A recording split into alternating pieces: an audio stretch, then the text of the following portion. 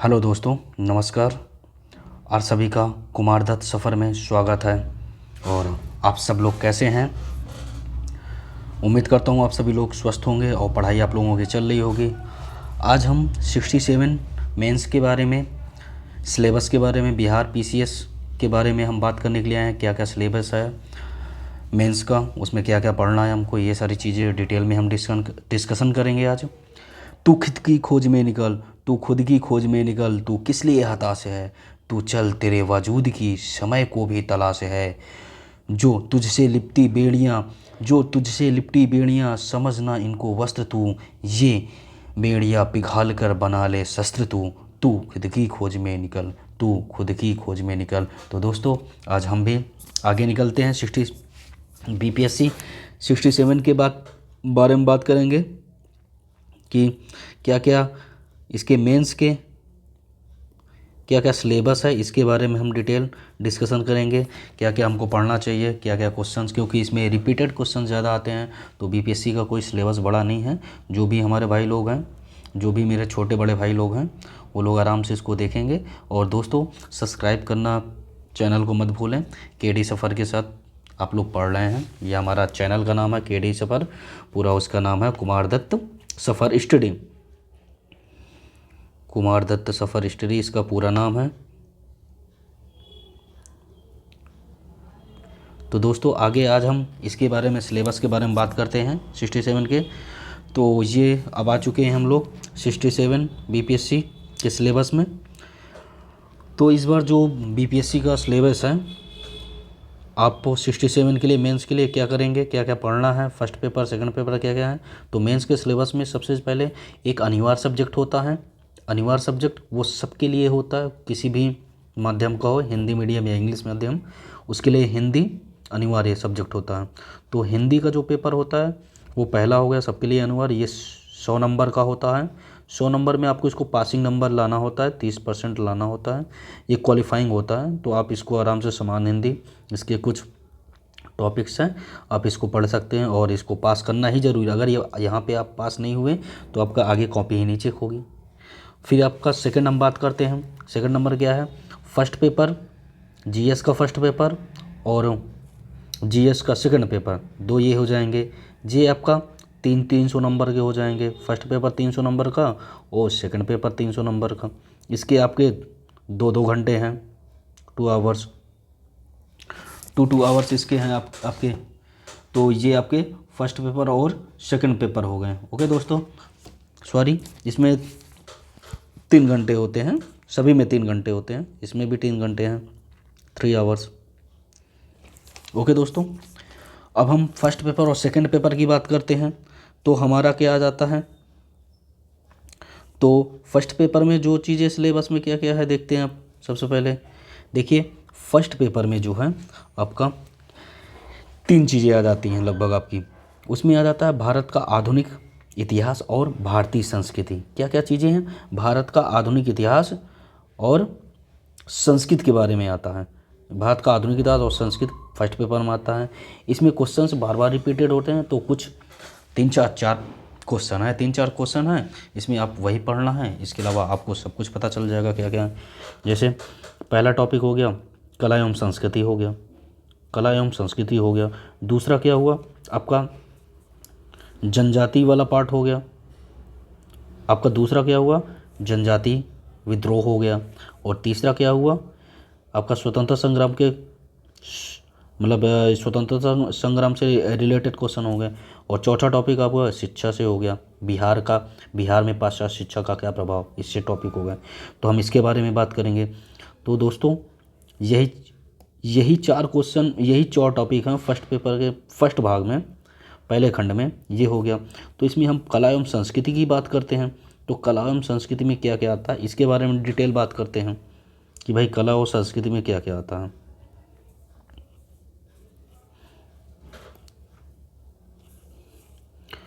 तो यहाँ पे क्या है, कला एवं संस्कृति में क्या क्या आता है। तो दोस्तों, हमने फर्स्ट पेपर की बात की, यहाँ पे ये टॉपिक है इंपॉर्टेंट आपका कला, ये वाले बता चुके हमने। तो इसमें अब देखेंगे कहाँ से क्या क्वेश्चन आता है, कि कला संस्कृति से क्या क्या क्वेश्चन आए हैं अभी तक। तो हम ये एक फाइल यहाँ पे है, हम इसको ये करते हैं, बड़ा कर लेते हैं थोड़ा, आप लोगों को देखने में प्रॉब्लम हो रही होगी।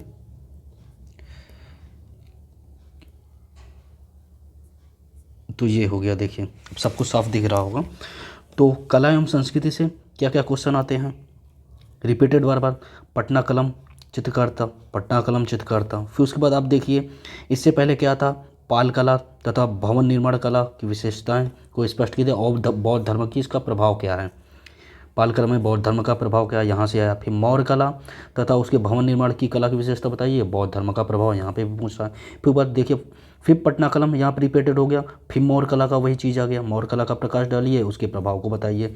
फिर पट्टनम कलम का आ गया, इसके पहले 69 में आया। फिर मौर्य कला इससे पहले आया 53 और 55 में आया, यहाँ से मौर्य कला आया। फिर पटना कलम इससे पहले आया 45 और 48 में आया। फिर इससे पहले मौर्य कला एवं स्थापत्य इसकी विशेषताएं वगैरह बताया। फिर पालकालीन स्थापत्य और मूर्ति कला पे इनका प्रभाव बताया। फिर मौर्यकालीन विशेषताएं, पालकालीन इनका आलोचनात्मक वर्णन, बिहार में मौर्य कला की विशेषताओं का बताया गया। बिहार में पाल कला की प्रमुख विशेषताएं, मौर्यकालीन विशिष्टता, बिहार में कला एवं चित्रकारिता। तो ये देखेंगे कि आपका 3-4 क्वेश्चन जो है बार बार रिपीटेड आ रहे हैं, जिसमें पटना कलम कारिता एक पढ़ना है आपको, दूसरा पाल कला पढ़ता है, इस पाल कला का को पढ़ना, इसके भवन निर्माण की विशेषताएं, इसमें बौद्ध धर्म का प्रभाव क्या क्या हुए हैं इसको पढ़ना है, और इनके समय में मूर्ति कला का क्या विकास हुआ है इसको पढ़ना है। मौर्य कला में यही चीज़ पढ़ना है, इसके भवन निर्माण स्थापत्य वगैरह जो थे उसके बौद्ध धर्म का प्रभाव क्या पड़ा है, इसमें मूर्ति कला का क्या विकास हुआ इसको पढ़ना है। बस यही 3 क्वेश्चन है, पटना कलम कारिता, पाल कला, मौर्य कला, यही बार बार रिपीटेड हो रहे हैं। आपका बिहार में इसका क्या विकास है इसका पढ़ना है। इसमें से आपको एक क्वेश्चन आना है। और जहाँ तक इस पर मौर्य कला की संभावनाएं बन रही हैं, तो मौर्य कला खास तौर से आप लोग तैयार की इसके पहले, क्योंकि मौर्य कला बहुत पहले आया था। इसके पहले पाल कला, पटना कला पिछली बार 66 में आ चुका है, पाल कला इससे पहले आ गया 65 में, मौर्य कला आपका आया था 64 में। तो इस बार मौर्य कला आने की संभावना है, तो मौर्य कला के अच्छे से तैयार, बाकी आप भी तैयार कीजिएगा, तीनों क्वेश्चन तैयार कीजिएगा कि मौर्य कला पर ज़्यादा विशेष, ये नहीं कि आप मौर्य कला ही तैयार करें, फिर ना है मान ली रिपीट कर दिया क्वेश्चन तो क्या करेंगे आप। तो इसलिए मौर्य कला को पढ़ना जरूरी है। यहाँ पे हमने बात कर चुका, और फिर हम आपको बात करते हैं आगे।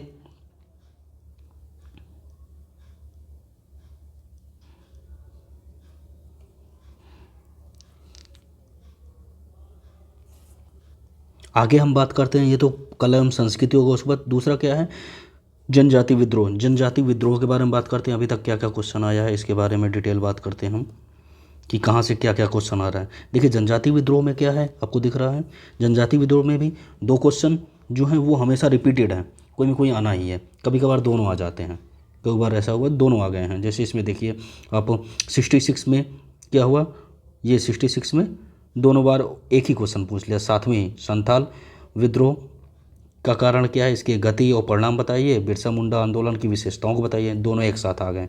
इसके पहले 19वीं शताब्दी के जनजाति विद्रोहों का प्रकाश डालिए, विशेषता बताइए, इसकी असफलता के क्या कारण थे ये बताइए। उसके पहले बिहार में संथाल विद्रोह का कारण और परिणाम मूल्यांकन कीजिए। फिर उसके पहले 56-59 में संथाल विद्रोह के प्रमुख कारणों इसके प्रभावों को बताइए। बिरसा मुंडा आंदोलन का आधारभूत उद्देश्य तथा उसे शुद्धिकरण से संबंधित पूछा गया है। फिर बिहार में संथाल विद्रोह, फिर उससे पहले भी संथाल विद्रोह, मतलब कुल मिला के ये 2 क्वेश्चन है जनजाति विद्रोह में, एक संथाल एक विरसा। तो आपको संथाल या विरसा दोनों को क्वेश्चन तैयार करना है, तो आपका ये सेकंड टॉपिक यहाँ से तैयार हो जाएगा। तो आपका यहाँ से सेकंड टॉपिक तैयार हो जाएगा। इसके अलावा क्या है आपका ये तीसरा टॉपिक जो है, तीसरा टॉपिक देखिए क्या है, तीसरा टॉपिक जो है आपका जो स्वतंत्रता संग्राम से लेके है, ये आपका तीसरा टॉपिक स्वतंत्रता संग्राम के प्रमुख उद्देश्य से लेके हैं। तो इसमें क्या क्या है, आपका चंपारण आया, इससे पहले सांप्रदायिकता एवं धर्मनिरपेक्षता के नेहरू के विचार हो गए, और इसके अलावा फिर नोट लिखने के लिए सत्याग्रह पे गांधी के विचार, जयप्रकाश नारायण भारत छोड़ो, सुभाष चंद्र बोस 1857 का हो गया। और जैसे यहाँ ये भी इससे पहले क्या आया क्वेश्चन, ये स्वामी शाहजानंद सरस्वती का किसान आंदोलन का क्या प्रभाव रहा है। राम मनोहर लोहिया का देख लीजिए, डॉक्टर राजेंद्र प्रसाद से लिख लीजिए, 19वीं शताब्दी में भारतीय राष्ट्रवाद के आलोचनात्मक से देख लीजिए, चंपारण हो गया। तो ये कुल मिला के यहाँ पे चंपारण काफ़ी महत्वपूर्ण बन जाता है। तो यहाँ पे आपको 2-3 टॉपिक तैयार करना है जिससे कि आपका काम यहाँ से बन जाए। तो क्या क्या इसमें से तैयार करना है तीसरे टॉपिक से, एक चंपारण को आप पढ़ लीजिए, चंपारण के बारे में आपको पढ़ना है। दूसरा आपका जो है क्या सच्चिदानंद जो सच्चिदानंद सिन्हा थे, किसान आंदोलन, ये जो हमने अभी बताया, स्वामी शाहजानंद सरस्वती और किसान आंदोलन, इनका क्या प्रभाव रहा है, इसको देखना है आपको कि इस पे क्या क्या चीज़ें रही हैं। ठीक है दोस्तों। और क्या क्या देखना है कि तो ये आप 3 नोट, जैसे 3 विचारक थिंकर हो गए, रविन्द्रनाथ टैगोर हो गया, गांधी जी हो गए, और उसके बाद सुभाष चंद्र बोस, गांधी जी हो गए, और आपको जवाहरलाल नेहरू हो गए, जवाहरलाल नेहरू। ये स्पेक्ट्रम की एक बुक आती है, उसमें ये तीनों थिंकर मिल जाएंगे, आप इसको पढ़ लीजिए। इसमें से कोई में कोई आता ही जाता, हर बार आता है। स्वामी किसान आंदोलन तो मोस्ट इंपॉर्टेंट इसके लिए बना, और चंपारण का क्या प्रभाव रहा है ये पढ़ना है आपको। ठीक है, तो इन टॉपिक्स को आप पढ़ लीजिए। किसान आंदोलन का खास तौर से जो भी है, किसान आंदोलन को आपको पढ़ना है। बस आधुनिक भारत में निर्माण के लिए नेहरू की भूमिका, तो वही चीज़ है कि जो 3 थिंकर, रविन्द्रनाथ को पढ़ना है, गांधी जी को पढ़ना है, और जवाहरलाल नेहरू जी को पढ़ना है, इन तीनों को पढ़ना है। तो आपका ये 3rd टॉपिक यहाँ से तैयार हो जाता है। फिर उसके बाद आपका फोर्थ टॉपिक यहाँ पे है, आपका जो 4th टॉपिक है यहाँ पे ये है आपका क्या, शिक्षा से संबंधित है। ये आपका शिक्षा से संबंधित है, तो आपको ये पढ़ना होगा। 4था टॉपिक शिक्षा से संबंधित था, तो बिहार में पाश्चात्य शिक्षा का क्या प्रभाव पड़ा, कैसे प्रसार हुआ, कैसे विकास हुआ, इसको देखना है, इसी को आपको पढ़ना है। देखिए, इससे पहले क्या, पाश्चात्य शिक्षा का संप्रसार का वर्णन कीजिए। ये 1857 से 1947 तक पाश्चात्य शिक्षा का विकास कैसे हुआ बिहार के संदर्भ में, तो आपको ये पढ़ना है। और इसके अलावा जो है ये देखिए, 1883 से 1947 तक पाश्चात्य शिक्षा का, कुल मिला के पाश्चात्य शिक्षा का प्रभाव क्या बिहार में रहा है, इसको आपको पढ़ना है। ओके दोस्तों, और फिर आपका ये फर्स्ट पेपर यहाँ पे ख़त्म हो जाता है। आपका यहाँ से फर्स्ट पेपर ख़त्म हो जाता है। यही टॉपिक हैं जो आपको तैयार करना है। 4 क्वेश्चन यहाँ से हो ही गए आपके। फिर बस सेकंड टॉपिक क्या है, सेकंड पेपर में आप देखिए यहाँ पे अपना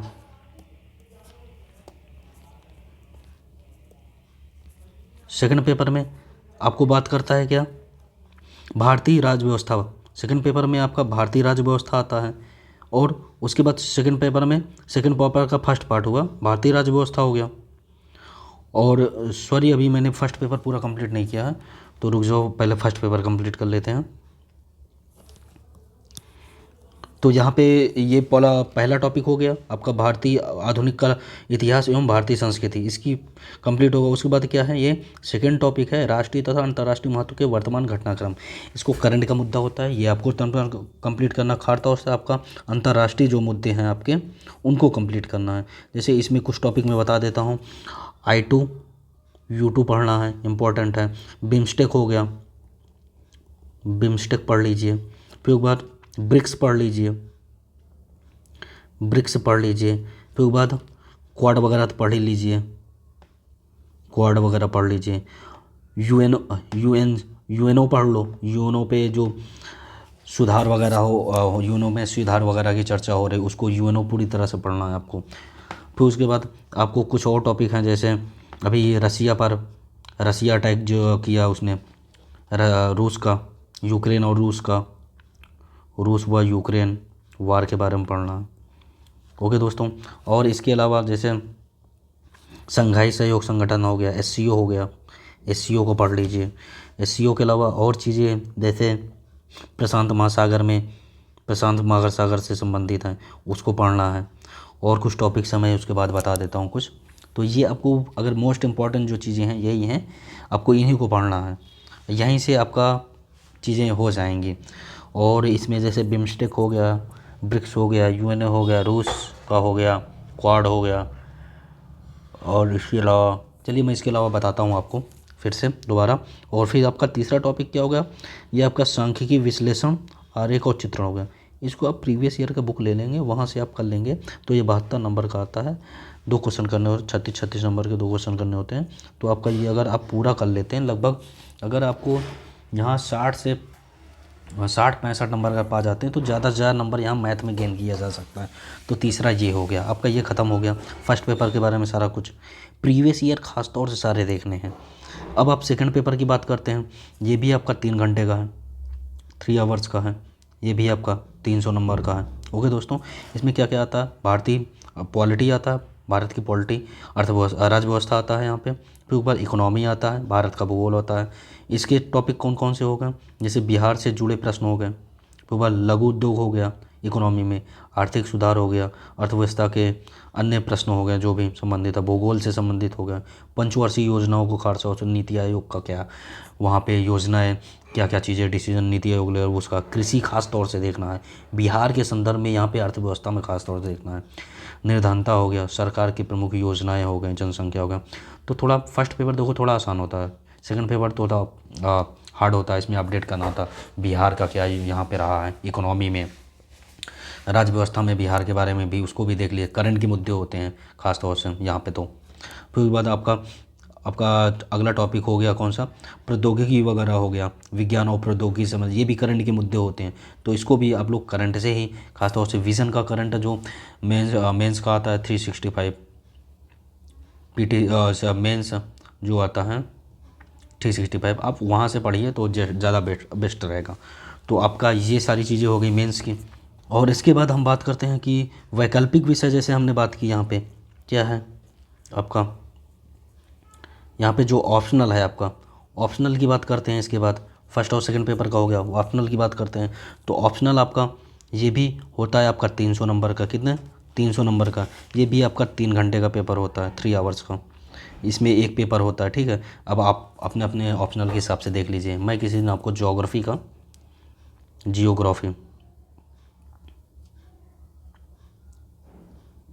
जियोग्राफी के बारे में आपको ऑप्शनल के बारे में बताऊंगा। जिसको भी इसके सिलेबस के बारे में जानना हो वो कमेंट कर देगा, तो इसके बारे में मैं बताऊंगा। 3 घंटे का होता है, 300 नंबर का होता है। इसमें खंड का और खा के रूप में आता है, जिसमें से आपको 150 नंबर के करने होते हैं, तो 300 हो जाते हैं। फिर वह इंटरव्यू हो गया, इंटरव्यू में 120 नंबर का होता है, 120 नंबर का इंटरव्यू होता है। तो कुल मिला के इसका पूरा जो होता है वो होता है 1020 नंबर का पूरा टोटल होता है। टोटल अगर इसका जोड़ लेंगे तो 1020 नंबर का अंक होता है। तो आपको यही चीज़ें पढ़नी है। बाकी आप प्रीवियस ईयर ज़रूर देखिएगा, और विज़न का करंट अफेयर आप विज़न से पढ़िए, ज़्यादा बेस्ट रहेगा वहीं से। और इसके लिए मैं बताता हूँ, जैसे फर्स्ट पेपर के लिए एक समग्र बिहार करके आता है, वहाँ से पढ़ लीजिए। और थिंकर के लिए, थिंकर के जो चिंतक हैं, जैसे अब रविन्द्रनाथ टैगोर, जवाहरलाल नेहरू, गांधी जी, तो इस पे स्पेक्ट्रम की आती है, स्पेक्ट्रम की बुक आती है, उसमें दिया हुआ, वहाँ से पढ़ लीजिए आप। ओके दोस्तों। और फिर बाद ये तो करंट बता ही दिया, विजन से पढ़ना। और इसकी KN झा सर की एक बुक आती है, KL झा करके कोई बुक है, वहाँ से आप सांख्यिकी ये मैथ का देख लीजिए आप। और जैसे सेकंड पेपर आपका हुआ,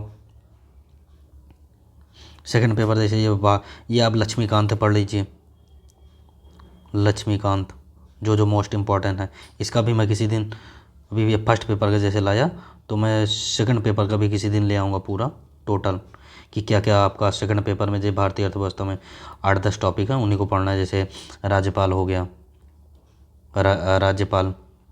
राज्यपाल से संबंधित हो गए। फिर उसके बाद आपका वित्त आयोग वगैरह हो गया, फिर बाद आपका मुख्यमंत्री वगैरह हो गया, और भी सारी चीज़ें, CBI करंट में पढ़ लीजिए, CBI वगैरह का विवाद हो गया। उसके बाद इकोनॉमी के बारे में भी हम डिटेल बताएंगे, और इसमें क्या क्या टॉपिक मेन है उनके बारे में बताएंगे। तो आपका ये ऑप्शनल के बारे में, ज्योग्राफी के बारे में भी मैं बताऊँगा। और ये फर्स्ट और सेकंड पेपर ख़त्म हो गया, फर्स्ट पेपर का मैंने डिटेल में बता दिया। तो आप लोग इसको आराम से पढ़ते रहिए, और इस चैनल को सब्सक्राइब कर लीजिए। आपको समय समय पे जब भी टाइम मिलेगा मैं आपको बताता रहूँगा, गाइडलाइन करता रहूँगा। और जो भी अगर आपको अच्छा लगता है तो आप सब्सक्राइब और शेयर करना मत भूलें। ज़्यादा से ज़्यादा लोग सपोर्ट करेंगे, और ज़्यादा से ज़्यादा लोग सपोर्ट करेंगे, मुझे मोटिवेशन मिलेगा, और मैं अपने एक्सपीरियंस को आपको बताता रहूँगा। ताकि देखो मेरा कोई उद्देश्य नहीं है चैनल को किसी प्रकार का, बस मेरा ये है कि मुझे जो नॉलेज है मैं वो बता रहा हूँ आपको। बाकी मेरा कोई इस चैनल पे कोई ज़्यादा बड़ा उद्देश्य नहीं, मैं अपना टाइम आपको दे देता हूँ। चलिए फिर ठीक है, नमस्कार दोस्तों, हम चलते हैं आगे।